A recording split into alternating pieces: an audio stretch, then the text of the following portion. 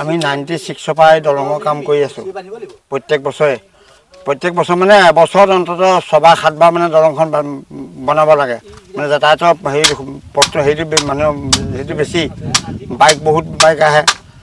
বালিগাঁও চাৰিআলিৰ পৰা আহে বনমালী পৰা আহে হাতীমে মিচিং গাঁৱৰ পৰা আহে হাতীমে অসমীয়া গাঁৱৰ পৰা আহে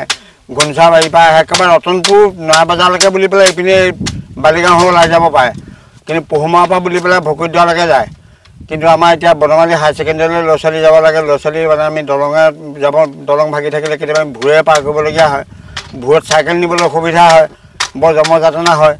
আকৌ গোসাঁইপাৰ মধ্য ইংৰাজী বিদ্যালয় সেইখন আছে এইখিনিতে সেইখনৰ ল'ৰা ছোৱালী আমি ভূৰে নাৱেৰে পাৰ কৰিবলগীয়া হয় পাৰ কৰি নিদিলেও নহয় আহি পাৰ ৰৈ থাকিবহি এতিয়া পাৰ কৰি নিদিলে কেনেকৈ হ'ব গতিকে আমি এইবিলাক মানে বহুত জমযাতনা আমি ভুগিবলগীয়া হৈছে আৰু চৰকাৰে ইয়াত আহি কেইবাবাৰো আহি ফটো মাৰি পেলাই নিলেহি কিন্তু চৰকাৰে মানে কোনে কেনেকৈ মাৰি বিশেষ নাজানো কিন্তু ফটো মাৰি এতিয়ালৈকে 10 বাৰমান নিলেহি কিন্তু আজি পৰ্যন্ত দলংখন নহ'ল কিন্তু এতিয়াও মানে চৰকাৰে আমাক এতিয়া দলংখন দিয়ে নে নিদিয়ে কিন্তু ভোট বিচাৰিহে আমাৰ ইয়ালৈ আহে কিন্তু দলংখন ভাগিব সময়ত ইয়াত মানে দলং চাবলৈ কোনো নাহে কিন্তু এতিয়া আমাৰ দলংখন লাগে তাকে আমি চৰকাৰক জনাইছোঁ দলংখনে মানে অতি সোনকালে আমাক দলংখন দিব লাগে আমি সেইটোকেহে জনাইছোঁ যেনিবা হয় অতি পৰিতাপৰ কথা এই ৰাস্তাটোৰ ওপৰত যেতিয়া 96ত পানী হয় তেতিয়া এটা ডুবা হৈছিলে এই ডুবাটো 96তে ছিগিছে 96ৰ পৰা আমাৰ গাঁৱৰ ৰাইজে যুৱ সংঘই গাঁঠিৰ ধন খৰচ কৰি ইয়াত প্ৰতি বছৰে এখন দলং নিৰ্মাণ কৰিব লাগে কাৰণ বাঁহৰ খুঁটাৰ দলংখন কিমান দিন যায় এবছৰত 4 বাৰ আমি ৰিপেয়াৰিং কৰিব লাগে এটা পোষ্ট পুতিবলৈ যাওঁতে এটা ভলুকা বাঁহ গোটে খায় কিন্তু 12-14খন গাঁৱৰ ৰাইজ এইপিনে অহা কৰিবলগীয়া হয় ইয়াত এখন হাই ছেকেণ্ডেৰী আছে শ্ৰীৰাম বনমালীদেৱ উচ্চ মাধ্যমিক বিদ্যালয় সেই হাইস্কুললৈ ল'ৰা ছোৱালী অহা যোৱা কৰিব লাগে ইয়াত এখন এম ই স্কুল আছে তালৈ ল'ৰা ছোৱালী অহা যোৱা কৰিব লাগে কিন্তু এটা সময়ত যেতিয়া দলংখন একেবাৰে জৰাজীৰ্ণ হৈ যায় তেতিয়া আমি সেই ল'ৰা ছোৱালীক আমি ইয়াত ভূৰেৰে পাৰ কৰিবলগীয়া হয় কেতিয়াবা নাও নাপাওঁ কেতিয়াবা নাও আমি ভাড়াকৈ আনি নাও ভাড়া দি গাঁৱৰ এই 12-14খন গাঁৱৰ ৰাইজক অহা যোৱা কৰিবৰ কাৰণে আমি যুৱ সংঘই গাঁঠিৰ ধন ভাঙি পেলাই সেই নাৱৰ ভাড়া দিব লাগে কোনোবা এজনক আমি হাজিৰা ছিষ্টেমত দি পেলাই আমি মানুহ পাৰ কৰোঁ কিন্তু ইয়াত প্ৰতিবাৰে আমাৰ এই 4খন গাঁৱৰ ৰাইজ গোট খাই এটা সময়ত এটা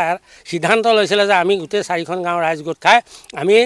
ডিপাৰ্টমেণ্টত আবেদন দিওঁ এখন তাত ষ্টেইং কমিটি গঠন কৰি আমাৰ কমলাবাৰীত গৈ পেলাই এই আবেদন দিয়া হৈছিলে স্থানীয় বিধায়কে লগে লগে আমাৰ পঞ্চায়তৰ প্ৰতিনিধিলৈ খবৰ দিলে যে আপুনি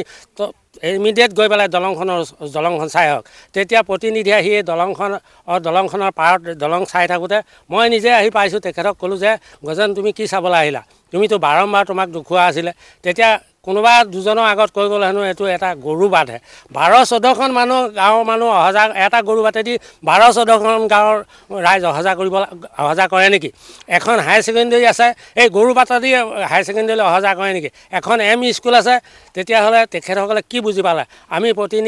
প্ৰতিনিধি আমি পাতিছোঁ কিন্তু প্ৰতিনিধিয়ে আমাৰ 120 ঘৰ মানুহ আছে 120 ঘৰ মানুহক তেখেতে কোনো গুৰুত্বই দিয়া নাই যেতিয়া তেখেতে ইলেকশ্যন টাইম আহে তেখেতৰ পত্নী আহি আমাৰ নামঘৰত তামোল পাণ দি যেতিয়া ভোটৰ কাৰণে ইলেকশ্যনৰ কাৰণে আহিছিলে তেতিয়া আমাৰ গোটেই গাঁৱৰ ৰাইজ আহি তেখেতক ইয়াত ষ্টেণ্ড কৰাৰ পিছত তেখেতক ক'লে যে আপুনি এই দলংখনৰ বিষয়ে কি কয় কওকচোন তেতিয়া তেখেতে ক'লে আপোনালোকে ফটো এটা মাৰি পেলাই মোক দি দিয়ক তেতিয়া ফটো মাৰি লগে লগে দিয়া হ'ল তাৰ কেইমাহমানৰ পিছত বিধায়ক আমাৰ গাঁৱলৈ এঘৰ মানুহলৈ আহিছিলে আমি এইখিনি ৰাখি পেলাই তেখেতক ক'লোঁ বোলে ছাৰ আপুনি ৰাস্তাটো এৰি এই 100 মিটাৰ গৈ পেলাই আপুনি দলংখন চাই আহক তেতিয়া তেখেতে ক'লে মই দলংখন দেখিছোঁ আপোনালোকক দলংখন লাগেনে মই যাব লাগে তেতিয়া বোলো আমাক দলংখন দিয়ক কিন্তু আমি পঞ্চায়তত কেইবাবাৰো আবেদন কৰিলোঁ এনেধৰণে যে আমাৰ যুৱকসকলে প্ৰতি বছৰে দলংখন ৰিপেয়াৰিং কৰে কোনোবা এটা মাহত তাত আমি কেতিয়াবা 9টা বজাত আহি 4টা বজালৈ ইয়াত কাম কৰিবলগীয়া হয় খানা এটা খাব লোৱা হওঁতে 2000 টকা ইয়াত দিব পাৰে কিন্তু কোনো প্ৰতিনিধিয়ে কাণ সাৰ নিদিলে ইয়াৰ কি ৰহস্য আছে আমি একো বুজি পোৱা নাই নমস্কাৰ মহৎপল দাস আৰু আপোনালোকে চাই আছে এনি ভাৰত আৰু আপোনালোকক জনাবলৈ পাই মই বহুত সুখী হৈছোঁ যে আমাৰ সকলোৰে মৰমৰ শ্ৰদ্ধা জুবিন গাৰ্গৰ গীতসমূহৰ ভিত্তিত এটা খুব সুন্দৰ ৰিয়েলিটি শ্ব' এনি ভাৰতে আয়োজন কৰিছে জুবিনৰ গানে কি আনে এই প্ৰথম ছিজনটোত অডিশ্যনছ আৰম্ভ হ'ব